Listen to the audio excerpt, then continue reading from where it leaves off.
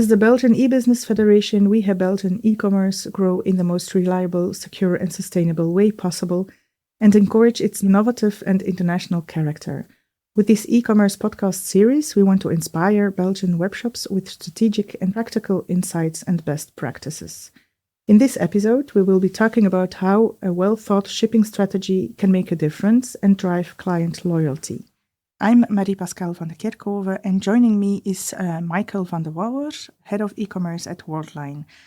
We'll uncover common pitfalls, actionable tips to help our audience stand out, and smart strategies to turn customers into loyal fans. Michael, welcome. Thanks. Maybe you can start by briefly sharing your experience and introduce yourself. Thanks for giving me the floor. I am Michael, I'm 32 and I'm leading the business development team of e-commerce in the Benelux at Worldline. I'm also a father of a 2-year-old and a little thing about me, I love trail running and living some adventures. Okay. So you get to know me a little bit more. People say I'm passionate, and I think what drives me a lot is the success of small and medium businesses. I want to see them thrive online. And why do you believe e-commerce can be a game changer for small businesses?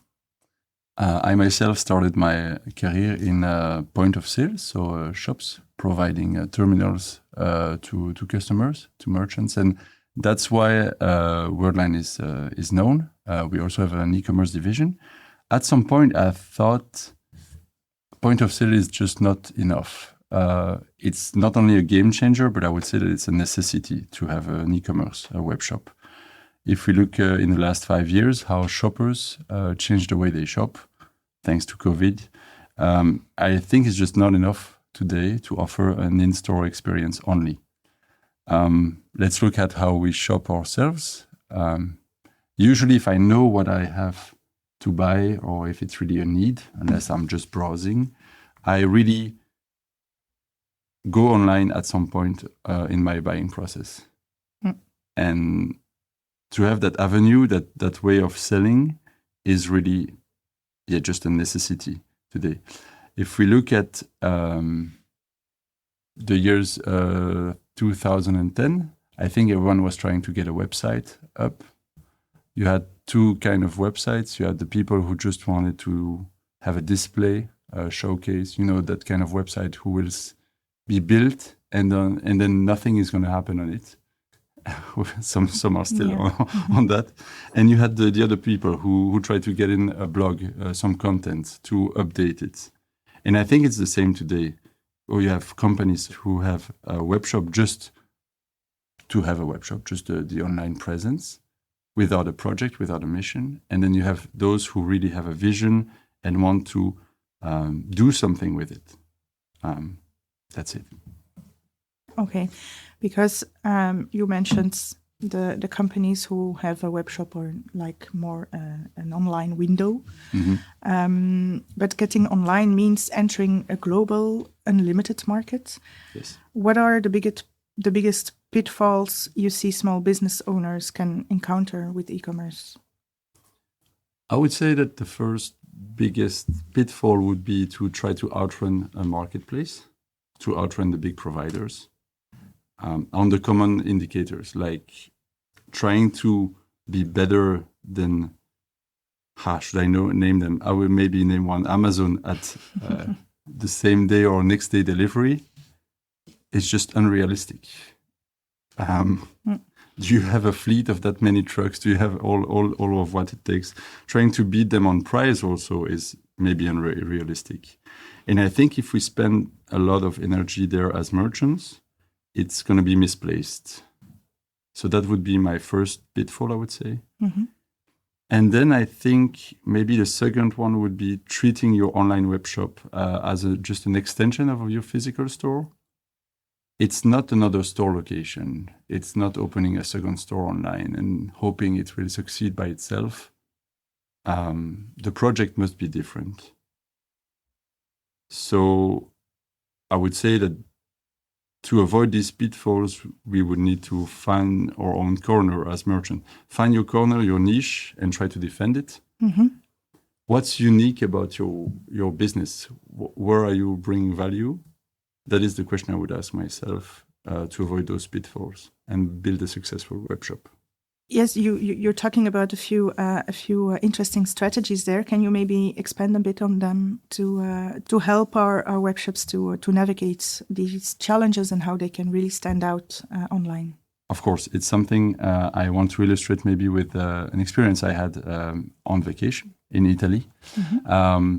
We were in the south of Italy, famous for a lot of things, but one of these things are the ceramic dinnerware. We were in that shop and I was there with my wife and she really wanted us to renew our dinnerware. Problem is we had a flight to get back. So you see the dilemma there. And we came to the cashier and we started to want to explain our problem. And he didn't take the time to really listen to our case. He just gave us a card with a link to his webshop, so QR code webshop. And he said, just order online. Just. At the time, I was really frustrated. I thought, he's not respecting me. How is it that it doesn't take time? We had a big order. And in the plane back, I thought, he's so convinced that the best user experience is on the website that he doesn't want me to go into a channel that is not the best one for me. Mm-hmm. And when we checked out his webshop, indeed, big catalog, shipping is extra. Everything is done for tourists like us who want to get dinnerware back to Belgium. So I think what I mean by that is that the UX is going to be, so user experience is going to be very different. Mm-hmm. And we have to use it to our advantage. Imagine your customer online on your webshop. What is the added value of being online versus the store? You can have different offers to attract different people or to attract the same people, but on other products. You have to also make sure that people come back. So I think one of the strategies is to make a link that is clear between your physical store, if you have one, mm-hmm. and your online store. This was just a little card, but make sure that people know you have a web shop. And that is also an option for them to use. Mm-hmm. Thank you. Now, let's get practical. What are some essential tools or platforms you would recommend for building, managing, or scaling a web shop? I would start by trying to choose a good content management solution. So there are many of them on the market. Basically, CMS, like we call it, will do 90% of the work. It will integrate your shipping orders. It will manage where your order is. It will create the invoices. All of that. If you take the time to choose a good content management solution, you're there already. And for me, I have 3 criterion to choose a good one. I think the first one would be freedom. Your content management solution should let you have the freedom to choose your payment provider, should have the freedom to let you choose the logistics providers. Then the second would be the growing ability. Is it one who is going to be growing with you? Can you add other elements on top as your business grow? I think the best one for that, by the way, we are just out of the Odoo experience days. The fact that you can add the modules on top of what you do is great. And then can you connect it to your POS? Because at the end of the day, the ideal CMS will be a platform that enables you to have everything in one place. Mm-hmm. I think that's the dream of everyone. And it's where we all strive to go. And all the CMS do that. Yeah. So that is one tool. Mm-hmm. And then I would like to highlight the other tool, which is one that is in-house. It's called My Performance. We do it at Worldline.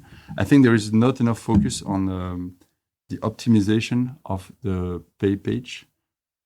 We optimize the webshop experience to the max, and I think the CMS are very good at it. But who analyzes the behavior of customers from the point of view of a card holder? For example, our tool can give you perspectives on geographies. Mm-hmm. Where do your customers come from? Credit versus debit. Do your customers think that the average basket requires them to pay with credit. For example, if they use a lot of credit, do they trust your website? Because you will use more credit when you trust the website less, of course, because of the credit brand's policies. Is there a need for buy now, pay later? You will see that, for example, if you see a lot of refusal on your cart at the moment of the transaction, means that maybe a buy now, pay later option would be essential to add. So this is an analysis that we can provide via our tool, and it can really help the merchant grow and, turn things on and off here and there, and just optimize their web shop. Yeah, I think it's a very important one. It's maybe coming forward to my key takeaways later, but the fact of having the basic strategy of planning things out, act, and analyze the results, and then adapt your webshop, your tools, and then again plan, act, analyze, and have this kind of cyclus loop that you continuously can improve your web shop and get things done in that way. So, drawing from your expertise, what would be for you the single most impactful piece of advice you would give to web shops? Maybe I will introduce that advice with another use case I had in my personal life. Our local bakery in Rik-Sansard is very successful. There is a long queue on Saturday and Sunday morning, whatever the hour you go, by the way. And I've been trying to convince them to start a web shop. And it's a project. Yeah, they will do it, but later. And I already know it's going to be a huge success. I wish I could invest in that one. Because they've understood that they bring value elsewhere than the web shop itself. So the advice, I will maybe phrase it as a question, but is why do people come to my shop? Why will they come to my web shop? Where do I bring value? And it's going to be very different from industry to another, but it goes back to mainly our first point to not have a shop extension online. Bring value to your customers online, and they will come back for it. So that's my advice. Look for your added value. Indeed. Yeah. Okay. Thank you very much, Michael, for your insights today. Before we go, I'd like to add a few key takeaways I wrote down during our talk. So I hope they're good. Correct me if I'm wrong afterwards. First of all, don't try to compete with the Amazons of this world, but build your own path. Focus on a corner or niche and your own USP and strengths. Take also the time to choose a good CMS. And by that, we mean that you should look for one that gives you the freedom to connect to all partners and tools, plugins that you'd like. Look after one that is scalable and that can grow with you with adding modules or functionalities as you go along. And one that you can connect to other point of sales to make it easier and manageable for you as you grow. And then also always keep in mind the 4 steps we talked about earlier: plan, act, analyze the results, and adapt. And that's a cycle that you should continuously put into action. So, yeah, you covered it really well. Thank you very much. That was phew. That wraps it up for today. Thank you again, Michael, for sharing your insights with us. We hope you, our listeners, found value in our conversation and feel inspired. If you enjoyed this episode, please do not hesitate to share this podcast and keep an eye out for Becom e-commerce podcasts on becom.digital or on Spotify.